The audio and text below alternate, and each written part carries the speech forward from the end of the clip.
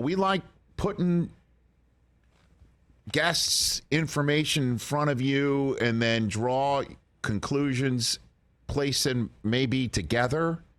Chris Mannix, another favorite NBA guest of ours, was here in studio 2 weeks ago. I said to him out the door, give me the name of the whoa player. Every year, every summer in the NBA during the free agency period, during the transaction action period, there's one of those moments, you, Chris, you, TJ, Sean Mitchell, our digital coordinating producer, Sean, is frequently texting us. Hoskins, our coordinating producer, doing it too. And it's one of those where I'll text you too this information, this news, and be like, whoa. Or we're just looking down at Twitter, whoa. You said it the other day when DeAndre Hopkins got released on the air. You're like, whoa. One of those whoa moments. Give me the name of the whoa player this year. And Mannix did not stutter. He said Dame Lillard. And Windhorse, when I asked him about the Knicks, he said they had the capital, not money, but believe it or not, draft capital and also player capital to make not one but two blockbuster acquisitions. I don't know who the second one would be, but the first one, you hear age 32, Damian Lillard wearing number 0 in New York City, he would own the spot. Own it. In the same way he'd own Philadelphia, he'd own a spot in Boston. Whoever wants to try and acquire him, because I imagine Portland would prefer to send him east as opposed to down the coast. Yeah. But I'd imagine getting the best haul for him would be in Portland's best interest, unless they use the number 3 overall pick to give Lillard what he wants, which is players that can help him win now. He doesn't want to sit here and help kids marinate in the same way, by the way, Rodgers felt about the Packers. His Mona Lisa Vito stomping foot clock is ticking, you know? And so he wants to try and win now. He's done with the bring me some of these kids and let's all grow together.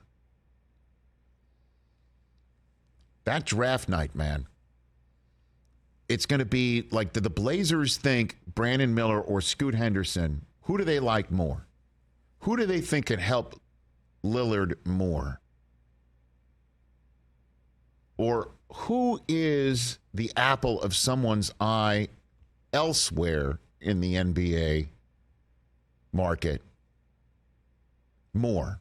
Is it Henderson? Is it Miller? And the way it plays out might mean whether Lillard stays because the number 3 overall pick is that valuable and nets him and the Blazers the players that he can help, that they can give to Lillard to win now, or do they love this player so much that they'll take him, start from scratch, and actually say, we're going to do